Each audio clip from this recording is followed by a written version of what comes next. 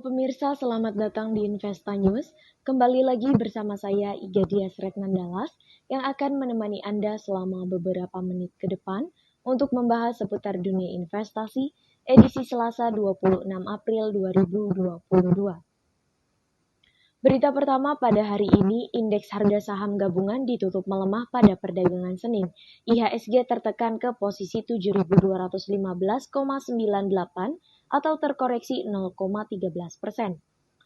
Sepanjang perdagangan, IHSG bergerak di rentan harian antara level 7.121,86 hingga level 7.234,32.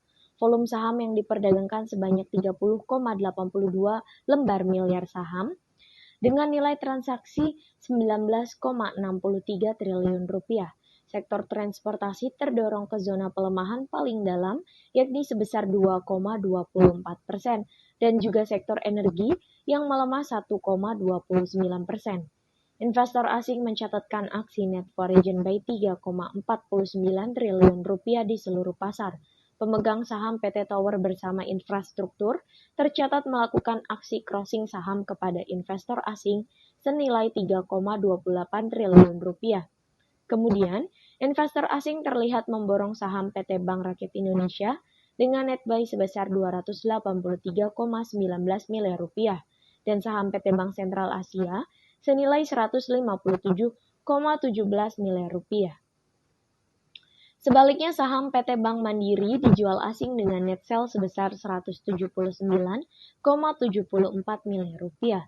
Selain itu, terdapat pula saham PT Astra Internasional yang juga dilepas asing sebesar 102,03 miliar rupiah dan saham PT Telkom Indonesia sebesar 58,98 miliar rupiah. Pelemahan IHSG senada dengan bursa saham Asia Pasifik yang terpantau berjatuhan. Kemudian, bursa saham Amerika Serikat yang juga ditutup lesu. Pelaku pasar masih merespon negatif sikap Bank Sentral Amerika Serikat yang berpotensi semakin agresif menaikkan suku bunga acuannya. Sementara dari dalam negeri, sentimen negatif datang dari pernyataan Presiden Joko Widodo pada Jumat lalu yang memutuskan pelarangan ekspor CPO di mana merupakan salah satu kontributor terbesar bagi surplus neraca perdagangan Indonesia. Selanjutnya datang dari proyeksi IHSG, investor saham sebaiknya berhati-hati. Indeks harga saham gabungan masih berpotensi mengalami pelemahan pada perdagangan hari ini. Analis Binarta Sekuritas Ivan Rosanova mencermati, sebenarnya ada potensi indeks saham mengalami rebound teknikal. IHSG akan bergerak menguji kembali resisten 7.297. Akan tetapi selama resisten tersebut belum mampu ditembus, maka potensi terjadi koreksi agresif seperti pada perdagangan kemarin terbuka lebar. Koreksi berpotensi terjadi di 3 hari perdagangan bursa yang tersisa pekan ini.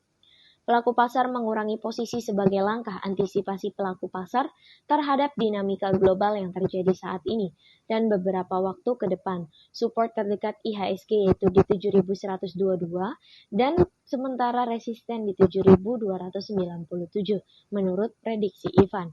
Analis Arta Sekuritas Indonesia Dennis Christopher Jordan juga mengamini jelang libur lebaran, pelaku pasar tampak melakukan aksi profit taking. Karena itu, hari ini IHSG juga berpotensi kembali melemah. Dennis menganalisa, IHSG akan bergerak dengan level support di 7.146 hingga 7.077 dan level resisten antara 7.259 hingga 7.303. Secara teknikal, candlestick membentuk lower high and lower low dengan stochastic yang membentuk dead cross, mengindikasikan potensi pelemahan. Tapi analis Pintraco Sekuritas Valdi Kurniawan punya pendapat yang berbeda. Menurutnya, pergerakan IHSG hari ini telah membentuk pola hammer pada oversold area, yang merupakan indikasi rebound teknikal. IHSG berpeluang rebound terbatas ke 7.250 hingga 7.270. Meski begitu, Valdi mengingatkan potensi resiko koreksi di tengah kecenderungan pelemahan bursa global. Hitungannya, support terdekat IHSG berada di 7.150 hingga 7.200. Ada sejumlah sentimen yang mempengaruhi pergerakan IHSG hari ini. Pertama, pelaku pasar mengantisipasi rilis data realisasi foreign direct investment pekan ini. Kedua, pelaku pasar juga masih akan mencermati rilis kinerja keuangan emiten. Emiten perbankan juga sudah mulai merilis laporan keuangan periode kuartal pertama 2022. Beralih pada sektor komoditas, harga emas dunia tercatat turun pada perdagangan awal pekan karena dolar Amerika Serikat yang terus meningkat sehingga menekan permintaan logam kuning. Selain itu, penurunan harga emas juga berdampak pengetatan kebijakan yang dilakukan Federal Reserve Amerika Serikat lebih cepat dan mengangkat suku bunga acuan. Pada perdagangan Senin pukul 15.30 waktu Indonesia bagian Barat, kontrak emas paling aktif untuk pengiriman Juni di divisi COMEX New York Exchange terkoreksi 11,6 US dollar menjadi 1.922,05 US dollar per troy ounce. Di pasar spot, harga emas juga merosot 11,63 US dollar ke 1.921,13 US dollar per troy ounce. Sementara untuk indeks dolar Amerika Serikat naik ke level 101,455.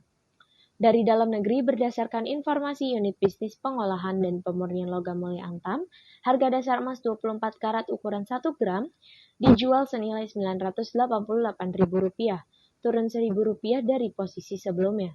Harga buyback emas Antam berada di level Rp892.000 per gram, nilai itu lebih rendah Rp1.000 dibandingkan dengan perdagangan sebelumnya.